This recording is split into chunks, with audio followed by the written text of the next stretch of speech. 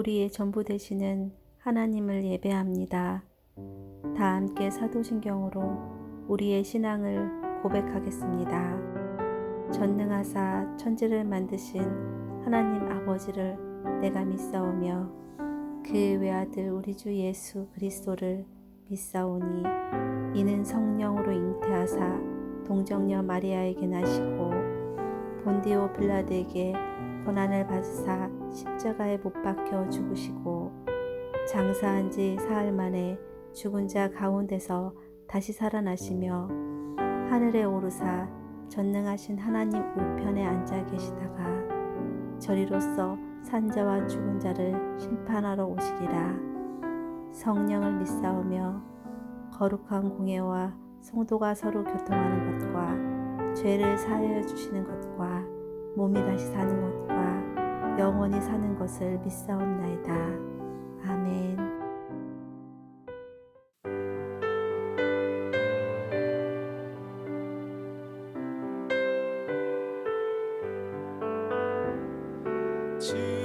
즐겁도다 이날 세세에 할 말 사망 권세 깨고 하늘이 열려 죽은 자가 다시 살아나와서 생명의 주 예수 찬송하도다.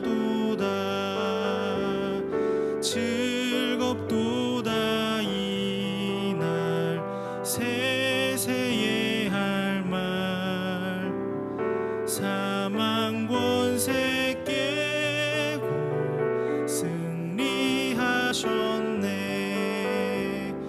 부활하신 주님 나타나시니 천지 만물 모두 새 옷 입었네. 꽃은 만발하고 잎이 우거져 승리하신 주를 찬송하도다. 즐겁도다 이날 세세에 할 말 사망 권세 깨고 승리하셨네. 생명의 주 예수 죽음 이기고 무덤 문을 열고 살아나셨네. 주의 말씀대로 이루어져서 사흘 만에 다시 살아나셨네. 즐겁도다 이날 세세에 할 말 사망 권세 깨고 승리하셨네.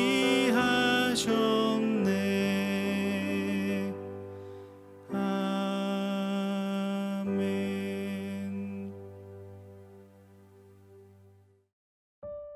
오늘 우리가 함께 나눌 말씀은 예레미야 8장 13절부터 22절입니다.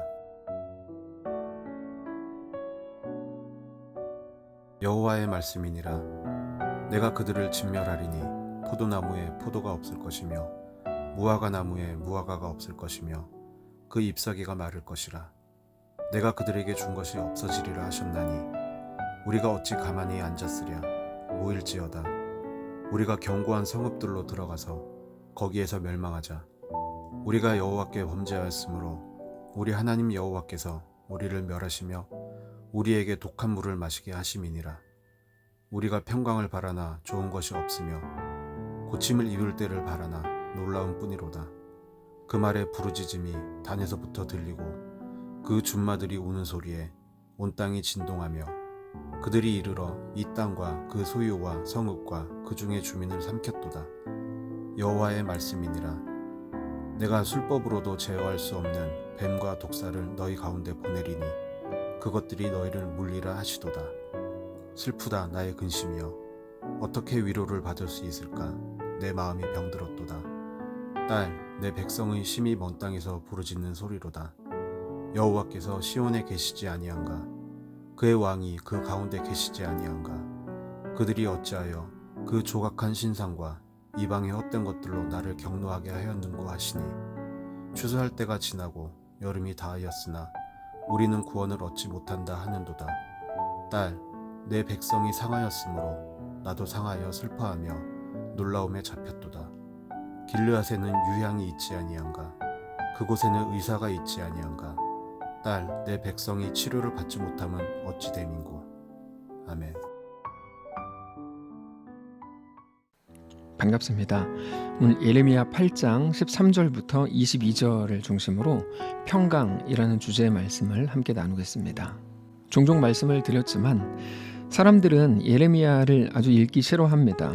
일단 예레미야가 너무 길죠. 그래서 안 그래도 지루한데 읽는 내내 저주, 심판, 징계 이런 것들을 말씀하시니까 그래서 이제 너무 읽기 싫은 겁니다. 근데 예레미야에서 말씀하시는 모든 징계는 사실 다른 선지서들의 징계와는 좀 다릅니다. 물론 하나님의 사랑에 근거한다는 그것은 일치하지만 예레미야에서 말씀하시는 징계가 사법적 선고가 아니고 하나님의 눈물의 호소이고 애원이다 말씀을 드렸습니다. 특별히 예레미야의 선포가 돌아오라, 돌이키라, 이게 이제 핵심 주제인 것처럼 보이긴 하는데 사실은 하나님의 말씀을 잘 보면 너희는 돌아올 수 없다. 이번 징계는 너희가 절대로 피해갈 수 없다.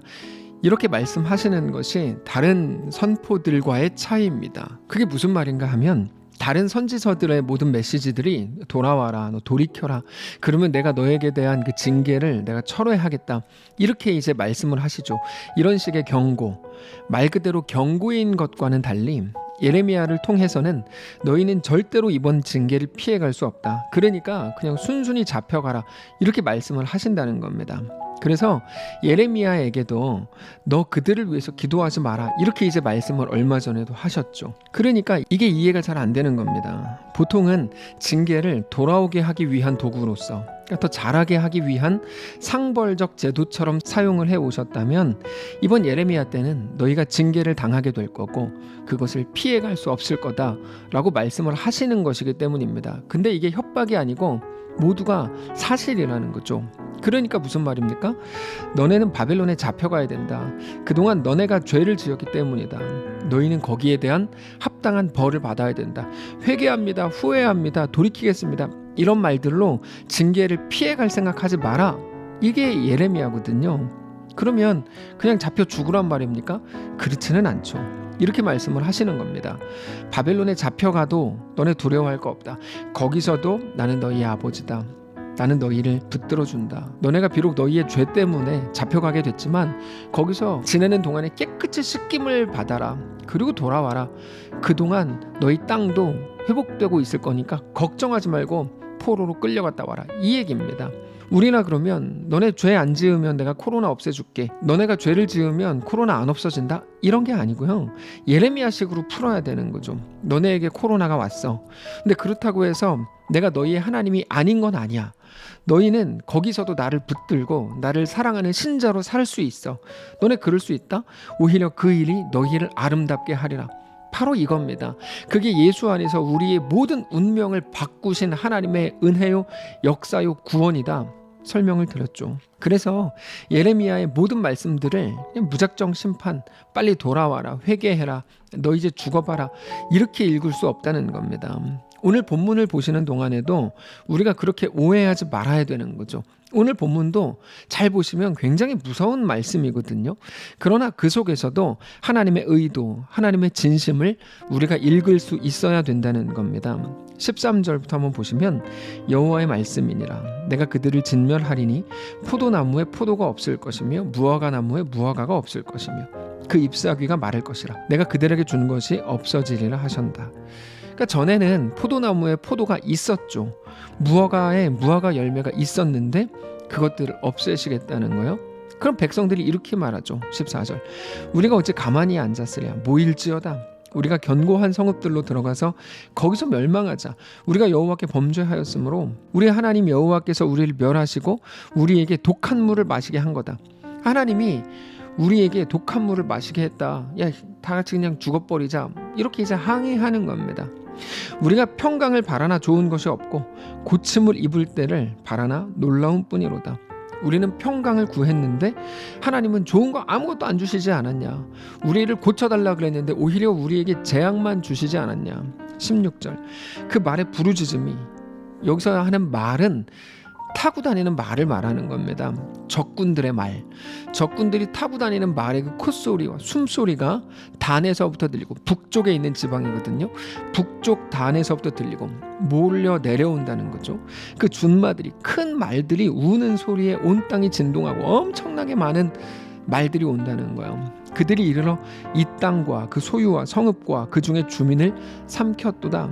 여호와의 말씀이니라. 내가 너희가 그토록 의지하던 애굽의 술법으로도, 마술사, 무당들의 그런 어떤 신비한 능력으로도, 너네가 믿고 의지하던 그 대단한 기술들로도 제어할 수 없을 것 같은 뱀과 독사를 너희 가운데 보내리니 그것들이 너희를 물리라. 얼마나 무서운 말씀입니까? 근데 여러분, 자세히 한번 들여다보십시오. 그러면 우리는 그들에 대한 한 가지를 확인할 수가 있습니다. 그들은 자기들의 안정과 평강을 위해서 매일 애굽을 의지했고 바알을 의지했던 거예요. 그러면서 그것들이 자기들에게 평강을 줄 거라고 믿었던 거죠. 근데 있지도 않은 우상들이 어떻게 평강을 줍니까? 그러니까 그들은 결국에 우상을 섬긴 게 아니라 정확히 말하면 평강을 구하고 평강을 섬긴 겁니다. 근데 그들에게 대해 하나님은 뭐라 그러세요? 그럴 수 없다. 이렇게 하시는 거죠. 그러니까 이제까지는 이게 누가 평강을 줄 수 있느냐의 문제인 줄 알았던 거야. 그래서 바알이냐 나 여호와냐 니네가 선택해, 이렇게만 생각했는데 사실 말씀을 잘 보면 그렇지 않습니다. 누가 평강을 줄 수 있느냐의 문제가 아니고 무엇이 평강이냐에 관한 문제로 하나님은 접근을 하시는 겁니다. 나를 떠나서 우상을 통해서, 애굽을 통해서라도 얻으려고 했던 그 평강, 야 내가 한번 물어볼게. 그 평강이라는 게 진짜 뭐냐? 이거죠. 오늘 우리에게 똑같이 물으시는 겁니다. 성도 여러분, 평강이 뭡니까? 아무 일도 일어나지 않는 거를 평강이라고 믿으십니까? 평강이 뭡니까? 그 병에서 낫는 겁니까? 자식이 좋은 대학 들어가는 겁니까? 돈을 많이 버는 겁니까? 평강이 뭐냐고요? 자기가 좋아하는 그 여자랑 혹은 그 오빠랑 결혼하는 겁니까? 평강이 뭡니까? 그게 다 이루어지면 우리의 삶이 또 어떻게 변화되는 겁니까? 거기에 대한 답을 하라고 오늘 본문이, 예레미야 전체가 우리에게 묻고 있는 겁니다. 너희는 매일 평강 그러고 외치는구나. 그것 때문에 애굽에게라도 우상에게라도 하나님을 떠난 그곳에서라도 병원에서라도 그 친구에게라도 머리를 조아리는구나. 자, 너네가 그토록 바라던 평강은 뭐냐? 라고 물으시는 거죠. 여러분, 평강은 아무 일도 일어나지 않는 거라든지 우리가 걱정하던 상황이 일어나지 않는 게 아니라, 유다 백성이라 그러면 바벨론으로 끌려가지 않는 게 아니라 완전히 반대입니다. 거기서 우리가 있는 어떤 자리에서라도 우리 하나님이 우리와 함께 하시는 거죠. 그게 평강입니다. 하나님이 내 아버지이신 것을 고백하고 그것들이 아니라 하나님이 내 전부라고 고백하는 거요. 그게 진정한 평강입니다. 근데 유다 백성들은 여전히 자기들의 상황이 바뀌는 게 평강인 줄 알았어요. 우리도 어쩌면 유다 백성의 자리에 있는지도 몰라요. 유다 백성은 그렇게 알았습니다. 그래서 하나님께서 바벨론으로 보내실 작정이었던 겁니다. 너네는 거기에서는 죽었다 깨나도 평강이 없는 줄 알지? 내가 보여줄게, 이거거든요. 너희가 생각하는 최악의 상황에서도 진짜 평강, 하나님의 함께 하심을 내가 알게 하겠다. 너희의 욕심과 너희의 정욕과 너희가 원하는 그 어떤 것보다 하나님이 압도적으로 크시다는 걸 보여주겠다. 이게 바벨론 포로 시대입니다. 근데 여전히 하나님을 알지 못하고 자기들의 삶에 취해 살던 그들을 보면서 예레미야는 그러니까 너무 답답하죠. 눈물을 흘립니다. 하나님의 마음을 품게 된 거죠. 18절입니다. 슬프다 나의 근심이여, 어떻게 위로를 받을 수 있을까? 내 마음이 병들었도다. 여러분, 이게 예레미야의 눈물입니다. 슬픔, 근심, 위로 얻기를 원하는데 병들었죠. 이런 말을 합니다. 19절 딸 내 백성의 심히 먼 땅에서 부르짖는 소리로다. 여호와께서 시온에 계시지 아니한가? 그의 왕이 그 가운데 계시지 아니한가? 그들이 어찌하여 그 조각한 신상과 이방의 헛된 것들로 나를 경노하게 하였는고 하시니, 고통으로 인해서 하나님께 부르짖었지만 하나님이 들으시지 않는 거죠. 하나님이 들어서 바벨론으로 보내시겠다고 하는 그 계획을 철회하시지 않는 거예요. 21절 딸 내 백성이 상하였으므로 나도 상하여 슬퍼하며 놀라움에 잡혀도다. 내 백성이 아프기 때문에 주님 나도 너무 아픕니다. 내가 슬퍼합니다. 그들이 당하게 될 일들 때문에 내가 깜짝깜짝 놀랍니다. 22절 길르앗에는 유향이 있지 아니한가? 그곳에는 의사가 있지 아니한가? 딸 내 백성이 치료를 받지 못하면 어찌 됨인고. 유향이 있고 의사가 있는데 내 백성이 이렇게 아픈 건 무엇 때문입니까? 그저 울고 있는 거죠. 근데 사실 늘 말씀드리지만 이 눈물은 하나님의 것입니다. 우리는 하나님의 이 마음을 기억해야 됩니다. 오늘 이 말씀을 꼭 기억하시기를 바랍니다. 우리가 징계를 받는 것 같고 하나님께 심판을 받는 것처럼 느껴지는 현실 속을 우리도 오늘 걷고 있는지도 모릅니다. 당장 지금 우리가 사는 이 시대를 코로나 시대라고 이름 붙여 부를 만큼 우리는 역사적으로도 한 번도 살아본 적 없는 너무나 절망적으로 느껴질 만한 시대를 살고 있습니다. 훗날 2020년, 2021년을 회상하면서 역사가 뭐라고 말하겠습니까? 그때 완전히 캄캄한 시기였다. 예배를 위해서 모이지도 못했다. 선교지로 마음껏 갈 수도 없었다. 명절에도 가족들끼리 만날 수 없었다. 굉장히 잔인했던 계절, 비참했던 시간들로 기억할 겁니다. 근데 그게 지금 우리의 현실이고 현재의 길이라는 거죠. 우리의 오늘인 거예요. 결코 만만치 않은 시대죠. 그럼에도 오늘 말씀을 통해 확인할 수 있는 것처럼 단지 우리의 어떤 상황만이 아니라 여전히 그 속에서 우리를 위해 일하시는, 우리를 사랑하시고 우리를 향해 손을 벌리시고 이 모든 아픔과 연약함과 잔인함을 통해서라도 결국 우리를 얻기를 원하시는, 아까 바벨론 시기에 대해서 표현을 해드렸는데요. 너네 거기서도 하나님이 너희에게 역사하실 수 있는 것을, 그것을 통해 너희가 그토록 얻기를 원했던 평강을 얻게 될 수 있다는 것을 너희가 알게 될 거야, 이거거든요. 그러면서 동시에 너희가 빠져나온 그 유다 땅은 안식을 하게 되는 거죠.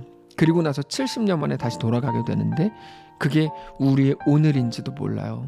그렇게 우리를 안아주시기를 원하시는 하나님의 그 마음, 하나님의 눈물을 함께 볼 수 있다면 우리는 오늘 이 순간에도 단지 징계와 심판이 아니라 우리의 아픔과 연약함과 실패 속에서도 여전히 우리에게 대한 놀라운 사랑을 보이실 하나님의 귀한 은혜를 생각할 수 있게 될 것입니다. 그리고 그렇게 우리 하나님의 사랑을 늘 확인한다면 우리 앞에 있는 그 어떤 것도 우리를 무너뜨리기 위한 무서운 징계, 그저 무서운 심판이 전부가 아니라 우리로 하여금 돌이키게 하고 다시 회복하게 하고 온전히 하나님만을 바라보게 하시려는 우리 하나님의 은혜인 것을 깨닫게 될 것입니다. 사랑하는 성도 여러분, 결국 우리의 오늘은 우리의 연약함 속에서도 오직 우리의 아버지이신, 우리의 평강이 되시는 하나님으로 인해 매우 소망이 있고 놀라운 회복으로 가고 있는 중인 것을 믿으시기 바랍니다. 오직 하나님의 사랑과 하나님의 눈물 때문에 가능한 일입니다. 그러므로 오늘 그 하나님의 마음을 기억하면서 오늘 어떤 상황 속에 계시든지 절대로 절망하지 말고, 그러나 오늘 더욱더 주님을 향해 우리의 온 마음과 온 몸을 돌이키실 수 있기를 바랍니다. 여전히 우리를 기다리시고 우리와 함께 하기를 원하시는 우리 하나님으로 인해서 세상이 줄 수 없는 평강으로 가득 채워지는 귀한 오늘 되시기를 축복합니다. 한번 기도하겠습니다. 살아계신 하나님, 감사합니다. 우리는 오늘의 아픔을 두고 매일같이 비명을 지르거나 원망을 하거나 변명하는 게 전부였는지도 모릅니다. 근데 오늘 우리에게 대한 이 말씀을 붙들기를 원합니다. 우리가 오늘 바벨론 시대를 살아가는지도 모르는데 이 속에서도 결국 우리를 회복시키실 하나님, 이 모든 것들을 가장 확실한 선으로 바꾸실 하나님을 기대하며 오늘 이 상황에서도 절망하지 않고 넉넉히 주님 안에서 진정한 평강을 회복하며 살아가기를 원합니다. 함께하여 주시옵소서, 인도하시옵소서. 특별히 내일 주일입니다. 정말 여러 가지 상황과 조건들 때문에 하나님께 예배하러 나가는 것조차 귀찮아진 지금 이 시대, 지금 우리의 삶을 보며 우리가 다시 한번 깊이 생각하기를 원합니다.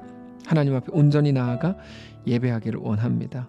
주님만을 뜨겁게 바라보기를 원하고 말씀 가운데 우리에게 허락하시는 성령의 임재를 경험하기를 원합니다. 우리와 함께하여 주시옵소서. 오늘 잘 준비하고 내일 거룩한 주일 잘 맞이하며 주님과 믿음으로 동행하는 내가 역시 하나님의 사람이었어 깨닫고 인정하고 엎드리는 귀한 날 되도록 축복하시옵소서.